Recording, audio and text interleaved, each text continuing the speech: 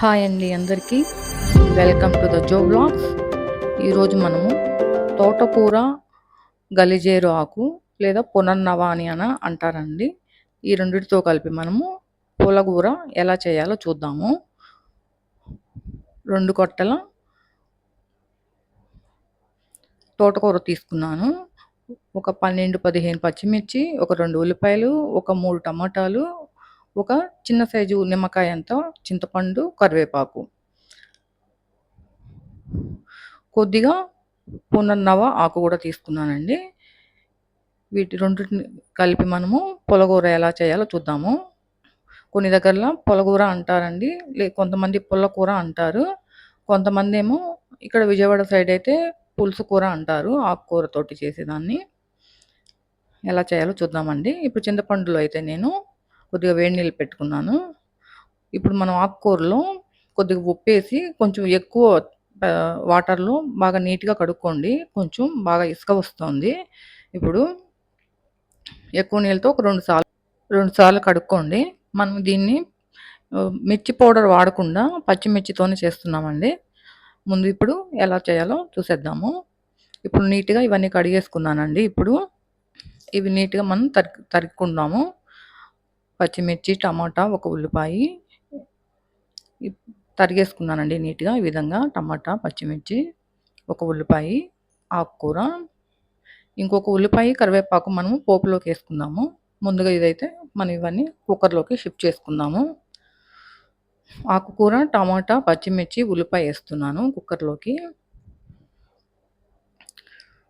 ఇందులో మనము ఒక స్పూను పసుపు వేసుకుందాము.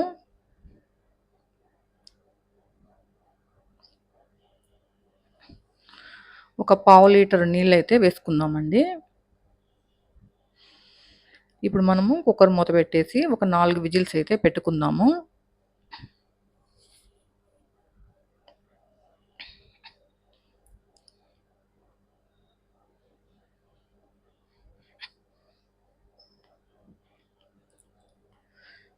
దీన్ని 4 విజిల్స్ పెట్టుకుందామండి. ఇప్పుడు పెట్టేసుకున్నాం, చల్లారిపోయింది. మూత తీస్తున్నాను. ఇందులో ఉన్న కొంచెం వాటర్ మనం వేరే గిన్నెలోకి షిఫ్ట్ చేసుకుందాము. అలా చేయడం వల్ల మనం ఆకుకూర మెత్తగా నలుగుద్దండి, మెదుపుకోవచ్చు. అదిగో చూసారా, వాటర్ వచ్చాయి. అవి తీసేద్దాము వేరే గిన్నెలోకి. ఇప్పుడు ఈ విధంగా అయితే మెదుపుకున్నాను. అందులోకి మనము చింతపండు గుజ్జు దానికి తగినట్టుగా వేసుకుందాము. సాల్ట్ కూడా మీ రుచికి సరిపడా వేసుకోండి. చూసారా, ఆ విధంగా మెదుపుకోవాలి. ఇప్పుడు పోపు కోసం ఉల్లిపాయ, కరివేపాకు కూడా పక్కన రెడీగా పెట్టుకున్నాను. ఇప్పుడు మనం స్టవ్ వెలిగించి ఒక గిన్నె పెట్టుకొని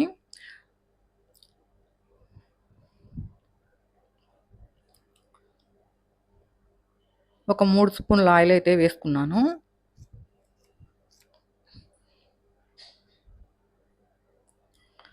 దీనిలోకి మనము వేడెక్కాక ఒక స్పూను ఆవాలు, ఒక స్పూను జీలకర్ర, ఇది చిన్న స్పూన్ అండి, మీరు చూసి మీరు తగినట్టుగా వేసుకోండి.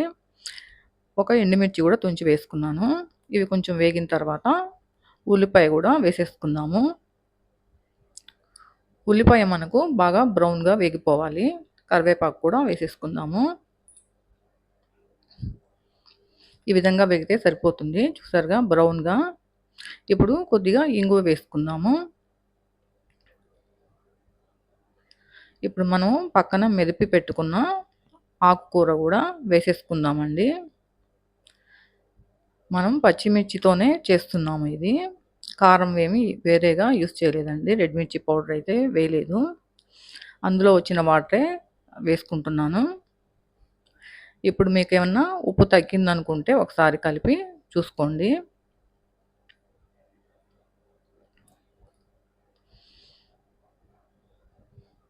బాగొచ్చిందండి, చాలా బాగుంటుంది ఇది ఆకుకూర. ఈ విధంగా అయితే ఉడికించుకోవాలి కొంచెం బాగా ఉడికే వరకు. దీన్ని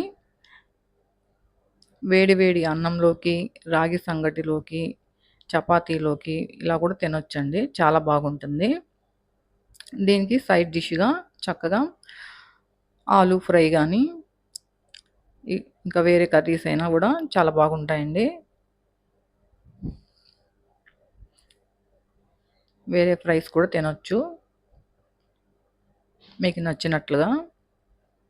ఈ విధంగా అయితే ఈ కర్రీ చేసుకొని చూడండి మీరు ఎలా ఉంటుందో ఒకసారి. మీకు నచ్చితే కామెంట్ చేయండి ఎలా ఉందో. నా ఛానల్ కొత్తగా చూస్తున్న వాళ్ళైతే నా ఛానల్‌ని సబ్స్క్రైబ్ చేసుకొని, లైక్ చేసి, షేర్ చేయండి. బెల్ ఐకాన్‌ని ఆల్‌లో ఉంచుకోండి. ఇప్పుడు వేడి వేడి అన్నంలోకి తినేసేయొచ్చు. చాలా బాగుంటుంది. థ్యాంక్ యూ అండి. Thank you for watching.